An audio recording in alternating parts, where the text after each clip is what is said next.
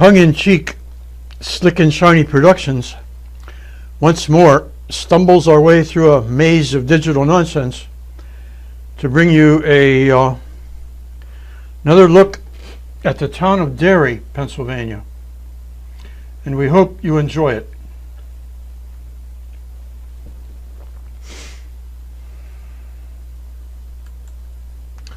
This is Frank Cowan. Frank was one of the most interesting characters that Greensburg ever produced. I like Frank because he did a lot of stuff. In addition to being a doctor and a lawyer, he was a benefactor of the city of Greensburg. He was, in his younger days, a private secretary of a president of the United States. When he grew up, he edited a newspaper and wrote books. His benefactions to the town include Mount Odin, and he also, with some other people, started the first hospital. But I'm interested in Frank because he wrote books.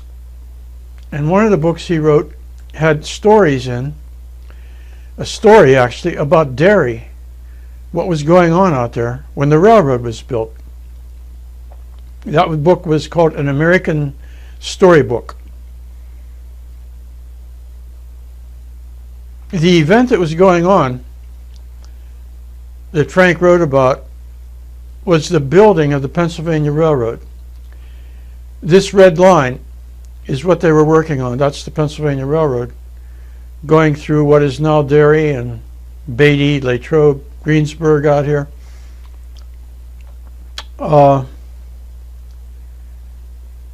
We have a lot to thank Frank for, and one of those things is his recalling stories about what happened when Derry was not even there yet. Right along the main line here, what is now the main line, the guys who were building it got involved in one terrible rumble. Let me show you here. This is Derry down here. This is the main line. This is Millwood, Hillside, right up around Hillside it was. That the guys who were building the railroad, who were from different parts of Ireland and really hated one another, they got in one fierce rumble one day. But let's just take a look and see what they were doing. They were, doing extremely difficult work.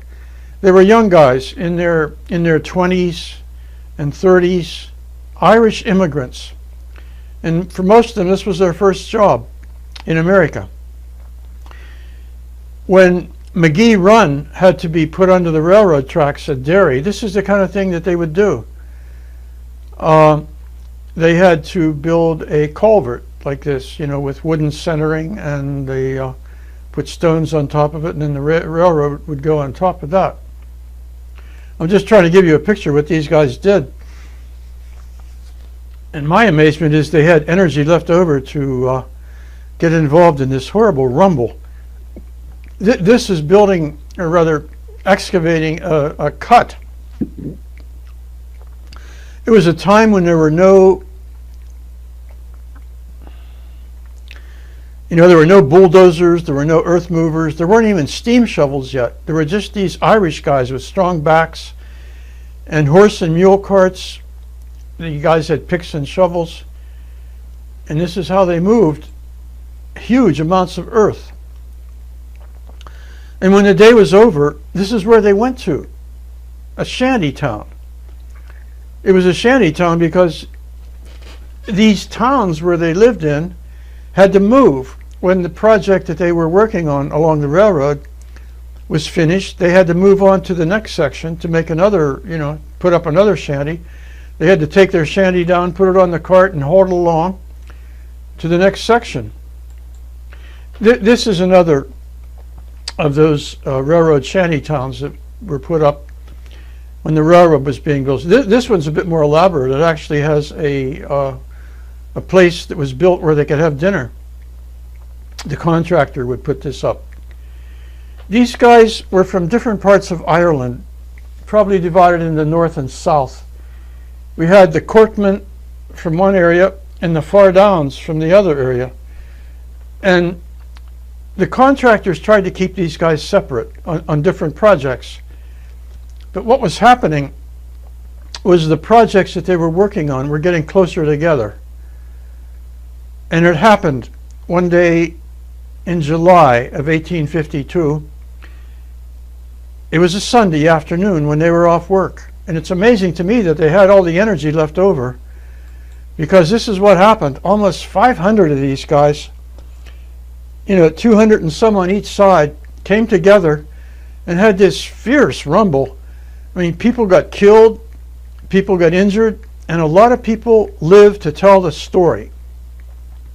And that story reached over to Greensburg, and young Frank Cowan, at 7 years old then, remembered that story. And when he grew up, he told the story of this fierce event that happened before Derry really even existed. I call it the Battle of Derry, named after New Derry, which was then called Derry Town. And as it said, all things pass. And days went by, and the guys got the grading done, and it was time to put the tracks down. They got that stuff done. And in December of 1852, there was a continuous line of rail going through. It had been a heck of a hard job. And this was the first train that was coming out from Pittsburgh, going on its way to Philadelphia. This is where it stopped at East Liberty. And there were celebrations all along the way. This would have gone through Derry on the new track that was just laid.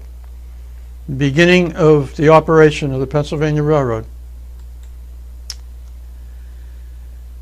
This was one of the Pennsylvania Railroad's first 3 locomotives, rather spindly looking little thing, called the Indiana. That was before they started to give them numbers. They just had names. That's a bit beefier looking one. They're not from the PRR.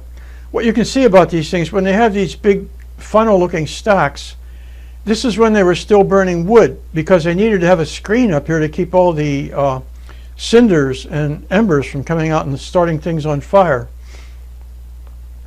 which happened quite a lot at first, and then they converted to burning coal.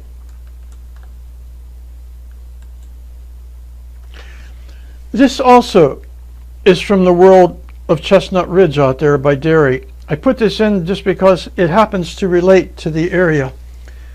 Derry is just at the foot of Chestnut Ridge. This guy, Ron Murphy, wrote a book about the unexplained world of Chestnut Ridge.